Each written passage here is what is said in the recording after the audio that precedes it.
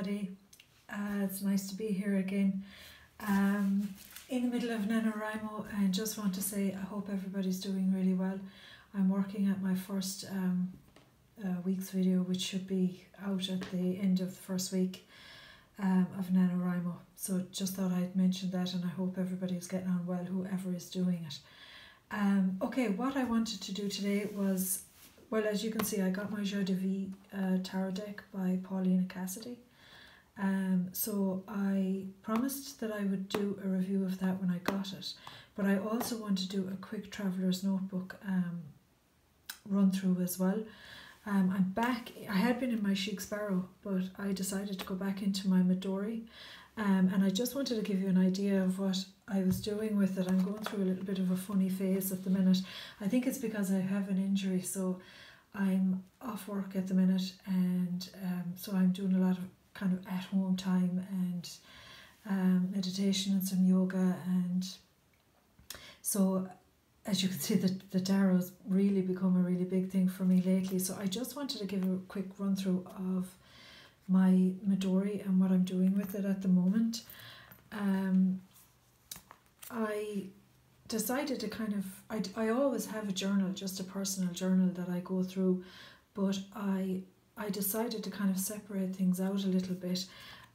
So this particular one, this is my journal. I'm not going to kind of go through that one. This particular one is beautiful paper, and this is a Midori notebook. You can order them on Amazon. They're about €6 or €7. The paper is so thin, but takes fountain ink, fountain pen ink very, very well. So if you're interested, it's a gorgeous notebook. This particular one, I've been looking at really kind of my goals. Like I set out some goals for myself at the end of the year, having a first draft of my book done being one of the main ones. But I feel that I've stuck to my goals, but I've let things slide a little bit, just become a bit of a mess. So I decided to get into a notebook whereby I could really kind of start to focus on what is left to kind of achieve, if possible, for the end of the year. So I've tried to kind of separate out my notebook so that I can focus on different areas. So that's what I'm really doing with this particular one. Because I feel like, I was thinking about it the other day, and I feel like I have achieved some things, but you know, life gets in the way and slows other things down for you. Like I've had this injury now the last couple of months. Can't really get to the bottom of what it is. So it's obviously, it interferes with a lot of things. So it's good to kind of get a grasp towards the end of the year of what is left to kind of look at and maybe bring into the new year, if that's what I want to do. Also, something else I've been really looking at is kind of spirituality and where I'm kind of going with it. Tarot's playing a massive place for me at the minute. As I said before, I've always had tarot, I've always used tarot, but I find at the moment it's really, it's just really coming into play for me. But I'm just looking at spirituality, what it means for me, and kind of trying to, it's just some of the pages are pretty private, so I can't really show anything, but yeah, so that I'm keeping this notebook for that. I'm trying to kind of get back on track. I would use a lot of Buddhist practice. I'm pretty mixed bag, you know. I'm very kind of a free flow person. Some people I know would disagree with that, you know, but that's just the way I am. So I keep that notebook for that. There's just some washi that I have there, and then this particular one I am using for tarot, just totally for tarot. I've really been just writing down the draws that I have every day, what the cards mean to me, how I'm interacting with different decks, and yeah, it's been a real pleasure keeping this. Again, this is another Midori notebook. I find the Midori notebooks just, they're fantastic. They're brilliant. You can't go wrong with them. Get a bunch of them in one go and they'll do you for ages. So that's it. That's just what I'm kind of in at the moment in my Midori. So it's, if you see it in all the videos, it's because it's always with me. I'm never away from it. Okay, I'm probably not going to have time to show you all of the Joie de Vivre tarot cards. The deck is mixed up. I have used it already, so it is mixed up. It's not from the start. This deck again is out for ages. I came across Paulina Cassidy and I just love her decks. So I'm just going to show you a few of them, and you'll see the images are very different to the Paulina tarot that she has. This is the Hierophant. Not as busy, definitely not as busy as the other artwork. Now, I don't have a problem with that. I actually love the other artwork, but I do appreciate this as well. It's very, very pretty. Again, what is that? My God, the 10 of coins. You can see it's just not, there isn't as much detail in them, but I have to say I still think they're gorgeous. The cardstock, look at that, the Ace of Cups. The cardstock it's good cardstock. Yeah, I like it, and I like the size. It's good for shuffling. So it's everybody seems to really like that type of cardstock, because it is just much easier to shuffle. The Knight of Coins.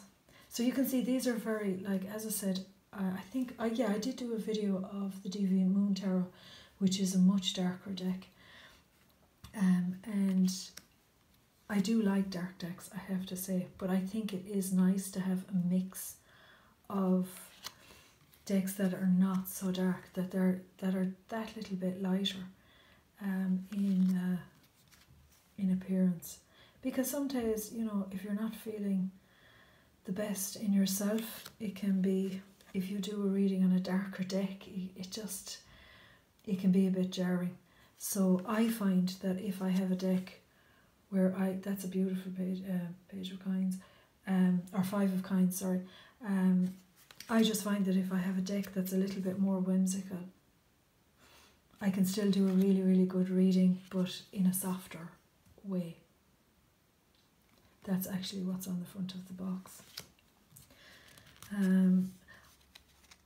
I have to say, I know a lot of people like the backings of cards, and yeah, it's something I actually am drawn to as well. I'm not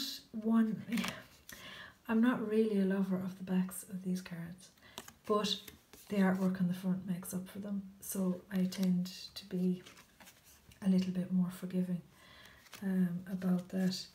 But yeah, I do. The overall look of a deck has to kind of sink for me, I have to say. But I can manage with these. I was even tempted to like trim these down, but I'm terrified of doing it. I'm really afraid of doing it. Queen of Swords. I have a much older deck there that I could maybe experiment on, but it was actually the first deck that I bought, or that was actually given to me about 20 years ago. And I'm thinking I would try that, but then I feel, oh God, if it went wrong.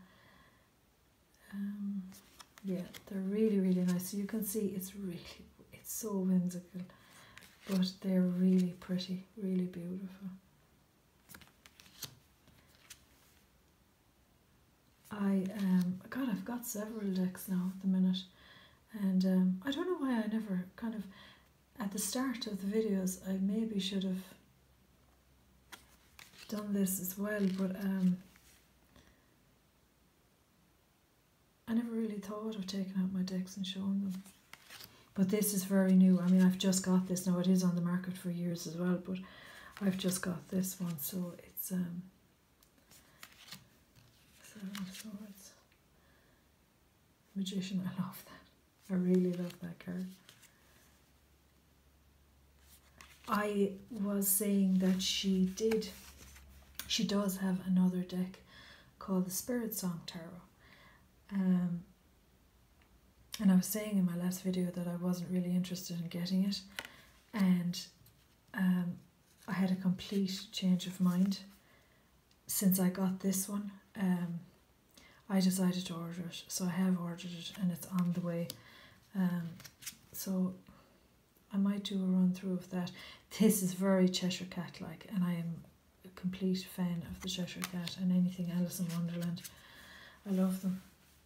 The Tower card, you can see what I mean, because obviously the Tower card is what it is, and in some ways I don't really believe that you should be softening the messages of any of the cards, but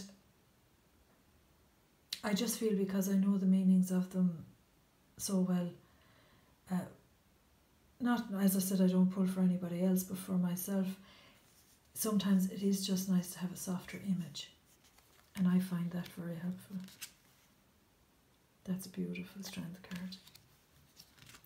Now, as I said, I'm not going to go through them all. You can see that what the artwork is like. Now, this is one of the cards that that made me buy the deck, is the Moon card. I love the Moon card as well in the Paulina Tarot. And in general, the Moon cards that's what I will often look for in a deck. I don't know why, it's the card that just draws me. And if I am drawn to that particular card, then I will entertain the idea of getting the deck in its in purchasing the deck. It's a lovely card as well. There's so many cards in this that are really beautiful, and like, that's the Empress. It's so whimsical and so gorgeous. Again, I love the High Priestess, her depiction of the High Priestess as well, and in the Paulina deck. It's just softer and it's just easier. And if you're doing a reading and you're feeling a little bit fragile and you like, you know, pastel colours and more whimsical drawing, it is just that little bit just softer, just warmer. But do I love my dark decks? Oh yes, I do. I have Tarot of the Vampires, and I have the Deviant Tarot is probably the darkest one I have, and the Wild Unknown as well. They're beautiful decks, and they are that bit darker.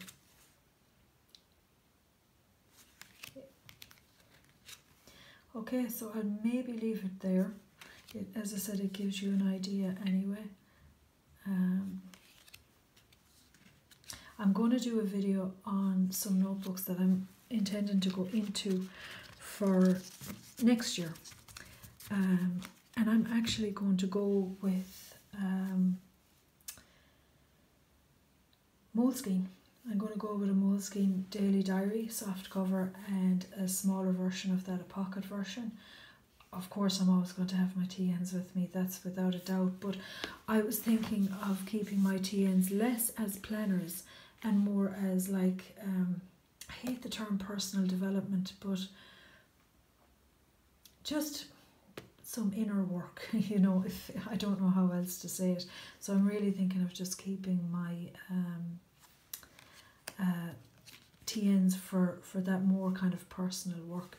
Let's just end on one card. Let's just end it on one card and see what message it has for us for the day. Okay, so the Five of Wands. Oh, if anybody's battling with inspiration, oh, NaNoWriMo friends out there, keep up the fight. I think that's definitely what that's saying for us. Okay, so as always, I'll let you go. Have a great week, and if you're doing NaNoWriMo, enjoy it above all. That's what's important. And write your heart out. Bye bye.